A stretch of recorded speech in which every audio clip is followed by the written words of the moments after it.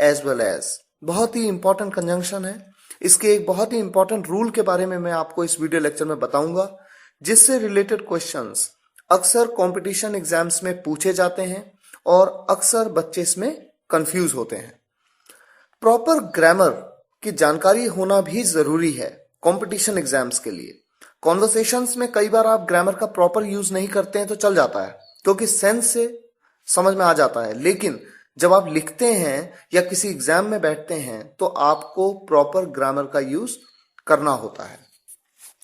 अब देखिए, पहले जानिए कि जब भी किसी वाक्य में साथ ही साथ का सेंस आता है तो ऐसे वाक्यों में एज वेल एज का प्रयोग किस तरह से किया जाता है। एग्जाम्पल्स आपके सामने हैं। राम पढ़ा लिखा है, साथ ही साथ उसके माता पिता भी पढ़े लिखे हैं। Ram is educated as well as his parents are educated. वो पैसे वाला है, साथ ही साथ दयालु भी है। He is rich as well as kind. तुम मेरे भाई हो, साथ ही साथ सबसे अच्छे दोस्त भी। You are my brother as well as the best friend. वो क्रिकेटर है, साथ ही फुटबॉलर भी है। साथ ही साथ की जगह आपने क्या यूज किया? साथ ही, बात एक ही है। He is cricketer as well as footballer. तो इन सभी सेंटेंसेस में आपने साथ ही साथ के सेंस के लिए एज वेल एज का प्रयोग किया। अब मैं उस इंपॉर्टेंट रूल की बात करता हूं जिसके बारे में मैंने आपको वीडियो लेक्चर की शुरुआत में बताया था। इंपॉर्टेंट रूल क्या है? देखिए, subject 1 plus as well as plus subject 2। Definition आपके सामने है।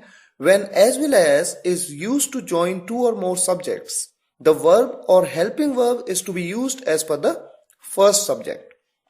इसका क्या मतलब है? जब एज वेल एज का प्रयोग 2 सब्जेक्ट्स के बीच में आता है तो ऐसे केसेस में 2 या 2 से अधिक सब्जेक्ट्स के बीच में आता है, तो ऐसे केसेस में जो आपकी वर्ब है या हेल्पिंग वर्ब, क्रिया या सहायक क्रिया जो होती है, जो यूज करनी है, वो पहले सब्जेक्ट के अनुसार ही यूज की जाएगी।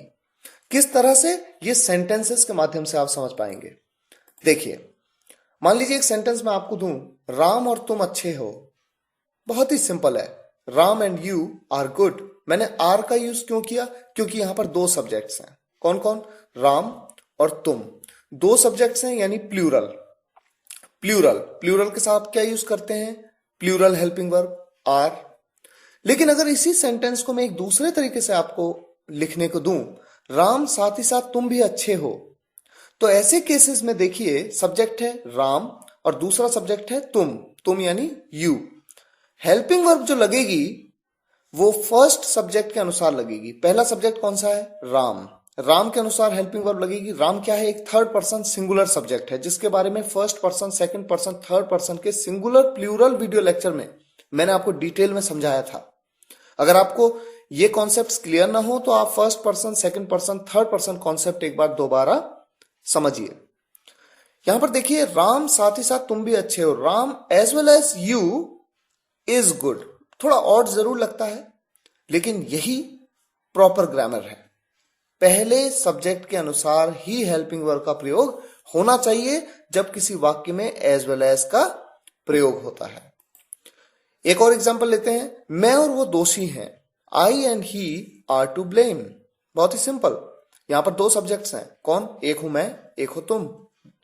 मैं और वो, सॉरी, एक है third person singular. I and he are to blame. और इसी सेंटेंस को अगर मैं इस तरह से कहूं, मैं साथ ही साथ वो भी दोषी हैं, यहां पर साथ ही साथ के लिए एज वेल एज का प्रयोग करेंगे, आई एज वेल एज ही। और अब क्या हेल्पिंग वर्ब लगेगी? आई के अनुसार, फर्स्ट सब्जेक्ट के अनुसार। पहला सब्जेक्ट कौन है? मैं, यानी आई। आई के साथ क्या लगता है? Am. I as well as he am to blame. Odd जरूर लगेगा, पर मैं दोबारा रिपीट करता हूं, ये प्रॉपर ग्रामर है। आइए इसके अलावा एक कॉन्सेप्ट और समझ लें, इसी से रिलेटेड है।